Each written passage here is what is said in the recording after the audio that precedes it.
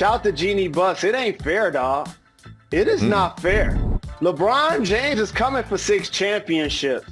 I know a lot of people tired of having that who's the GOAT argument, and he's sitting at 4 right now. But the Lakers are doing an amazing job of stacking the deck. They're really doing it. They added Montrezl Harrell and Dennis Schroeder in the same offseason. You do know that those are the top 2 people for 6 man in a year, along with Lou Williams, right? Yep. And they still have Anthony Davis, right? They added Marc Gasol. Just so when they play against the Joker or they go against another big guy, they have another big body. They still have 6 fouls. They add Wesley Matthews, a seasoned veteran. His dad won championships playing with Magic in the Lakers. Hey, man, I'm trying to tell you something.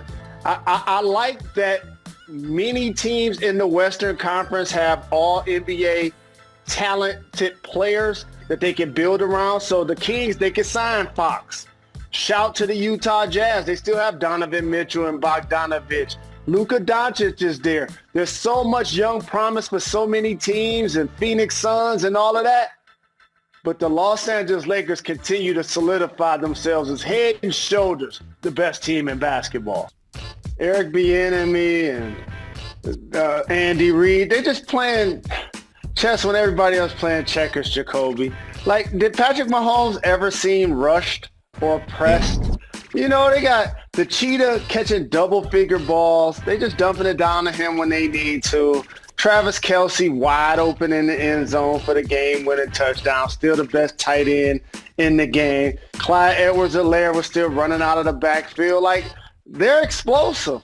I want to give the Raiders a lot of credit for the way they've played against them both times this season. But the Chiefs are still, for me, head and shoulders the best team in the NFL, even though the Pittsburgh Steelers are the only undefeated squad remaining. They really did look like the best team in football last night, and they made it look easy, as you said. Was there any doubt that Patrick Mahomes was going to take them down and score a touchdown? Like, when he got the ball and he had 75 yards to go, you knew exactly what he was going to do. He was 6 for 7 on the drive. You mentioned Edwards-Helaire. He had a good game. First time he had more than 1 rushing touchdown a game. He had 2.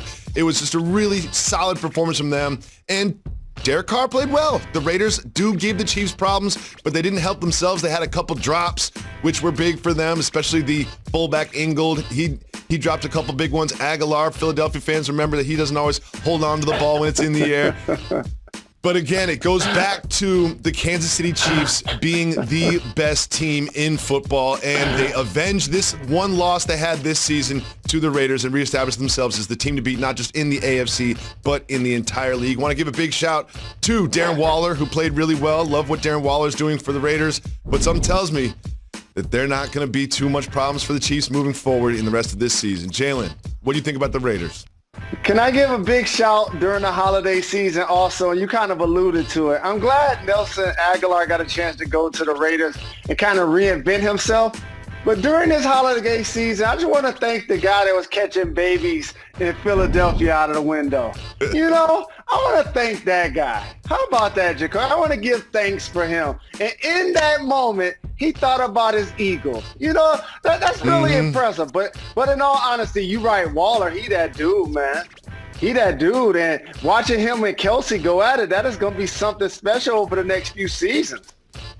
Absolutely. And there's also another game between 2 big teams, and that was the Colts against the Packers. You remember I predicted the Colts would win, and they did. They got a little help on this play here where Valdez-Scantling, just Valdez-Scantling in overtime in his own territory, doesn't have the ball in the appropriate hand, had it in his right hand instead of his left hand. That turnover led to a game-winning field goal you will see right here, which led to the Colts winning in overtime. Jalen, we've talked about it. They don't do it impressively, but they win games. The Colts have beaten the Titans last week, the Packers this week. They gave up 0 points in the second half to the Titans last week. They gave up 3 points to the Packers in the second half this week. What do you think about the Colts? You got to give the Colts credit. And you know I lived there for 6 years, and Tony Dungy was their coach, and the Sheriff Peyton Manning was their QB. And to see them reinvent themselves with Phillip Rivers has been crazy. It's not like they throwing the ball all over the lot to T.Y. Hilton. They use multiple backs out of the backfield. But how many holding penalties can one team get, Jacoby? Like, seriously. Taylor ran the ball, seemed like 4 or 5 times. They got a holding penalty almost every time. They're trying to give the game away. Is that normal? Is that normal? I thought I was watching Benny Hill or the Three Stooges. Oh, like, seriously, how many holding penalties can one squad get within a 2-minute ratio? Is that a record? That has to be a record. So big shout to them for hanging on, but Packers had those couple of costly turnovers. And I got to say one more thing about the Packers.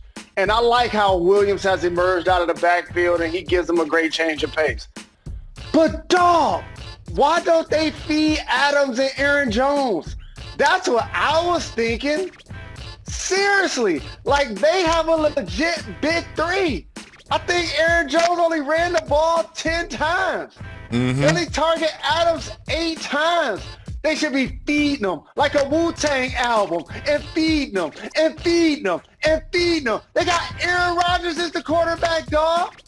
Don't get too cute, Green Bay. We know that you got some holes defensively, but those two guys should be getting fed. Absolutely, and the Colts have no holes defensively. They have looked like one of the best defenses, not just by the eye test, but also by the numbers. When you look at their numbers, they create turnovers. They don't give up yards. They don't give up points. They're led by Darius Leonard, who does a great job for them as well. They do a really good job. Big shout to the Colts, who seem to be one of the teams in the AFC that you don't want to play in the playoffs.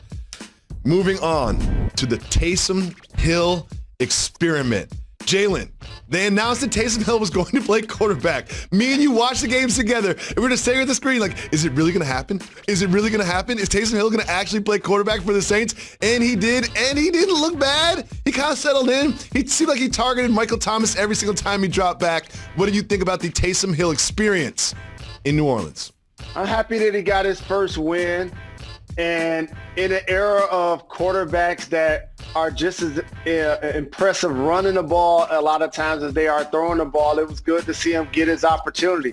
Pretty sure fantasy owners were happy to have a quarterback that also lined up and basically you could get points as a tight end. But here's what I'll say. How about Michael Thomas? He basically had the same productivity yesterday, Jacoby, that he had the entire season. Wow. The entire season. Receptions and yards. Going into this game, he signed a major deal this offseason. He broke an NFL record in catches last year. Don't you find it a bit, I guess, odd that he can catch as many balls from Taysom Hill as he caught from Drew Brees all season? So that's got to be something that they got to clearly get ironed out moving forward. But Alvin Kamara, he's just consistent. Scored another touchdown, always finds a way to get into the end zone. Absolutely, and we also have to give a salute to the Saints defense that was in the backfield of the Falcons all day long. Cam Jordan had 3 sacks. They had 8 sacks as a unit. It was a really, really good performance from the New Orleans Saints, and I'm just shocked. Are they going to keep going with Taysom Hill? Are they going to keep going with Taysom Hill? You love I'm going to be drama. watching. I'm going to be watching. I'll tell you that much. Jalen, we have to talk. Uh-oh. I was watching the games with you yesterday, and we had an eye on one game, and it was the Detroit Lions against the Carolina Panthers, and you were watching that screen. You just watching that screen intently, and it's an emotionally abusive relationship that you have with this team. They scored 0 points in the football game, Jalen. 0 points. They didn't score a point. A point.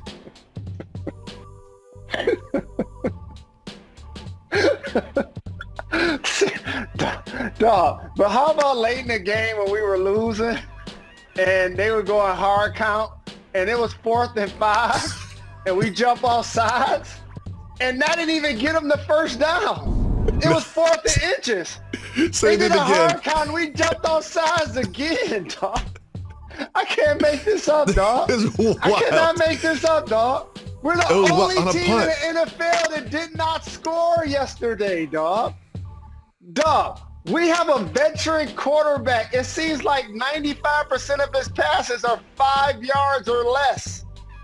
They started somebody in the NFL for the first time, and props to him. It was great to see him get his opportunity through 2 interceptions.